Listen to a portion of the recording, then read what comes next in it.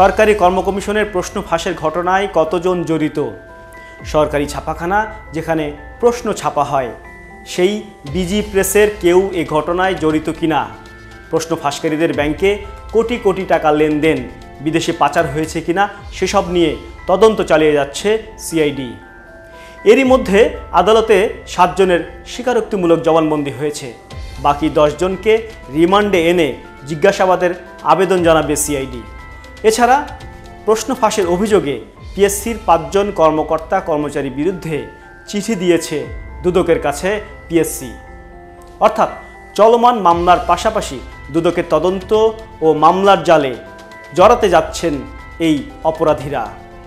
এবার আসা যাক আবেদ আলী প্রসঙ্গে। প্রশ্ন ফাঁস করে ধারণার চাইতেও অনেক টাকার মালিক হয়েছেন আবেদ আলী ও তার সহযোগীরা। ড্রাইভার আবেদ আলী ও অডিটর প্রিয়নাথ রায় প্রত্যেকের কাছ থেকে কম করে হলেও 15 থেকে 20 লাখ টাকা নিতেন। আর এভাবে শত শত চাকরি প্রার্থীর কাছ থেকে আদায় করা অবৈধ টাকার পরিমাণটা তাহলে কত?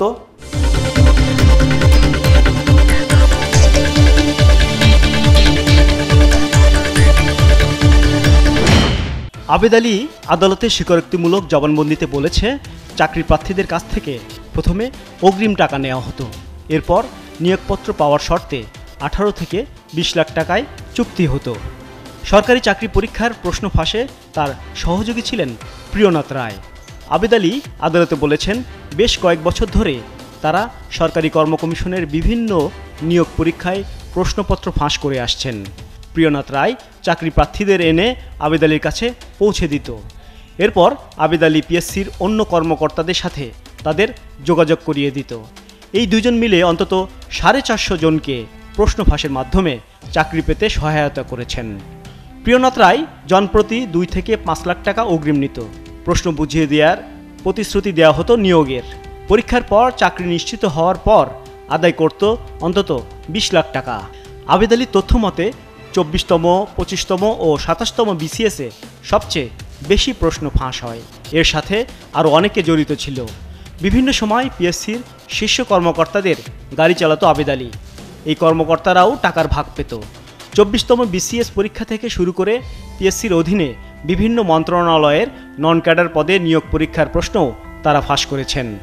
আবেদ আলীর সাথে প্রশ্ন ফাঁসে জড়িত পিএসসির আরও একজন 4র্থ শ্রেণীর কর্মচারীকে 10 কোটি টাকার চেক সহ মঙ্গলবার গ্রেপ্তার করে আইনশৃঙ্খলা রক্ষাকারী বাহিনী। তাকে জিজ্ঞাসাবাদ চলছে।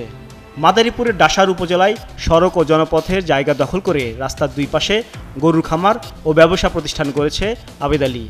ডাসার ইউনিয়নের কমলাপুর বাজার সংলগ্ন সেতুর ডান পাশে 100 গরু পালনের জন্য গড়ে তোলা হয়েছে একটি খামার। এর বাম পাশে ব্যবসা প্রতিষ্ঠান নির্মাণের জন্য পিলার তৈরি করা হয়েছে। গ্রেফতার না হলে এভাবেই অবৈধ টাকায় সীমাহীন বিত্তবৈভব গড়ে তুলত আবেদ আলী।